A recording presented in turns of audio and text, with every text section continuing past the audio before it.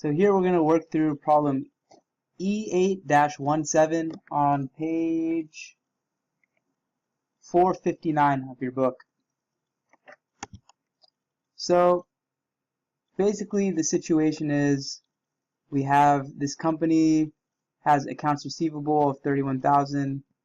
It has an allowance for bad debts, has a credit balance, and during the year it's recorded several types of transactions. And so let's step through here. Journalize the transactions that occurred in the year. The company uses the allowance method, so we'll see why that's important in a second. So let's start with this first one. So it has sales of 174,000, of which 157,000 are on account and 17,000 is cash. And it says ignore cost of goods sold. So I'm going to first know that my sales revenue is going to be 174,000. So now it's broken up between a couple different things, cash and on account. So we have our sales revenue total. We're going to have accounts receivable, and we're going to have cash. And it says cash is 17,000, and on account 157,000. And then our memo is record sales for the year. Okay, let's move on to the next one. So the collection on the accounts was 131,000. So that means that of this 157,000, 131,000 was collected. So we're going to collect it in the form of cash. We're going to reduce the account receivable by the same amount. So 131,000, 131,000.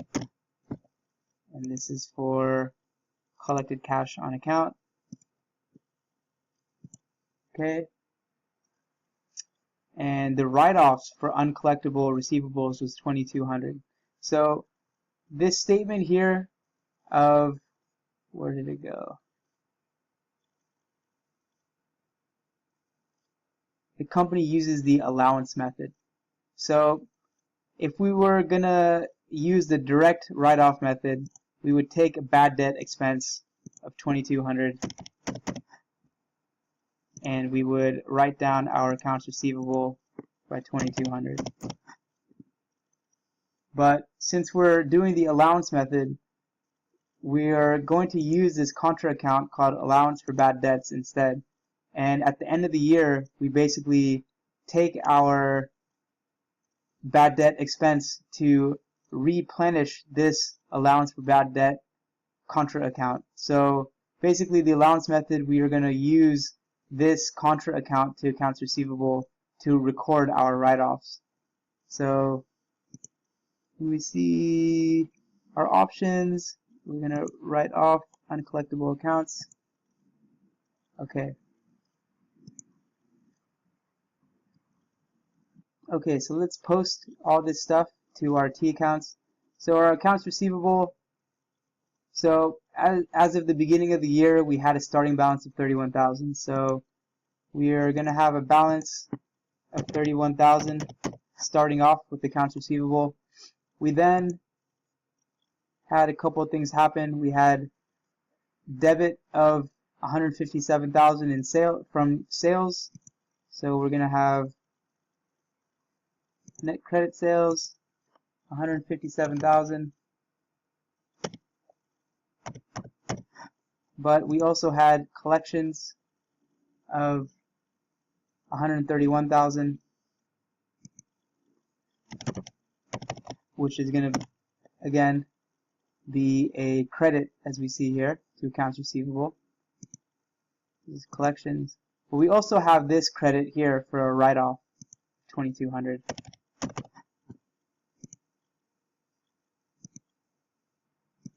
Okay, so now let's go to the next one before we calculate all the balances for everything. So allowance for bad debts.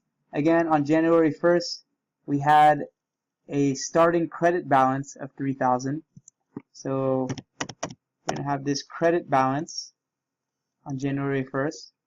And so what happened to allowance for bad debts? We see that we had one debit here of 2,200.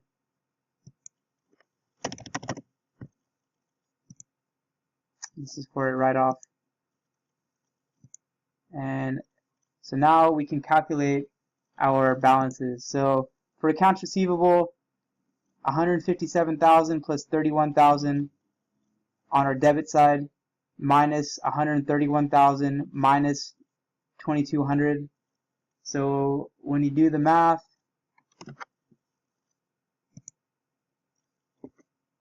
you get a balance of 54,800. It's going to be our balance here at the end of the year. And for our allowance for bad debts, we started with 3,000. We had a debit of 2,200. So we're going to have a credit balance of $800. This again is unadjusted. We have not yet calculated the bad debt expense for this year. So this is still an unadjusted balance. So let's check. Okay. So now we have to journalize the adjustment to record bad debt expense, assuming 4% of credit sales are going to be bad debts. So we need to post the adjustment to the proper T accounts and create the journal entry to do that. So it's going to be 4% times our total credit sales. So that is 157,000, which we saw here.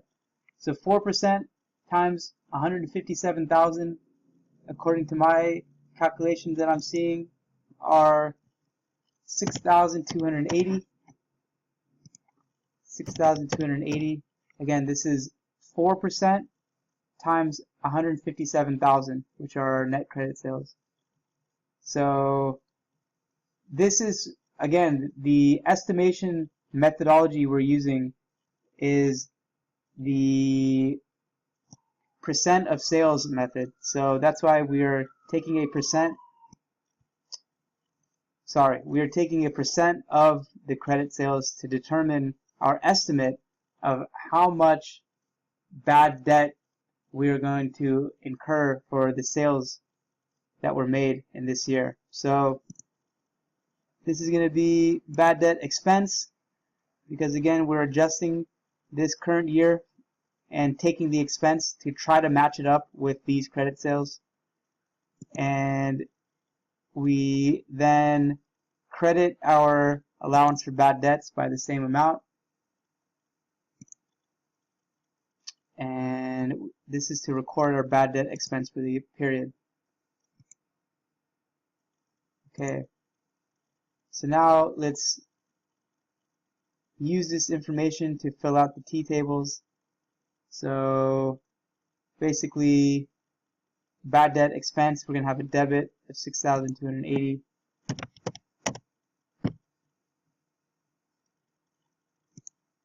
Actually, okay, so first we have to have our balance, which is 0. And our adjustment, 6,280. Sorry, balance here. Because remember, bad debt expense was closed out. It's a temporary account. It's an expense account just like all of our other expense accounts. So we expect the beginning of the period balance to be 0 because it was basically closed out at the end of 2015. Okay, so now let's move on to this allowance for bad debts. So this part of it we just did above. We saw that we had an unadjusted $800 credit balance here. So we are now going to credit another 6,280.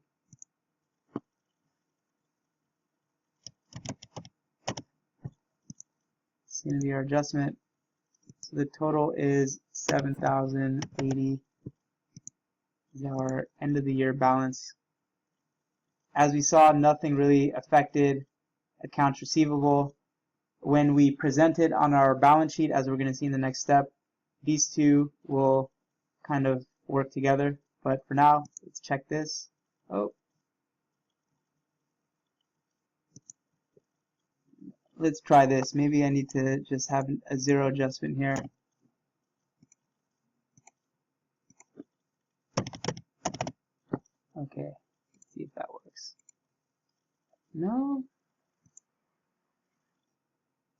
Okay, well, I don't know. I removed this adjustment. Maybe it's because it's not an adjustment. Let's see. Oh man. Okay, well. Okay, so there was my mistake. I just had to leave this totally blank. So when you're doing your homework, just learn from my mistake here. We just had to basically leave this blank and just put the account receivable balance. So yes, this software is a little quirky, but hopefully you'll get used to it. And as you can see, mistakes can easily be made, so no big deal. Okay, so now finally we're gonna show the net realizable value here. So we start off with our accounts receivable, and it's going to be less the allowance for bad debts. So we start off with our balance here, 5480.00. Our allowance for bad debts is 7,080.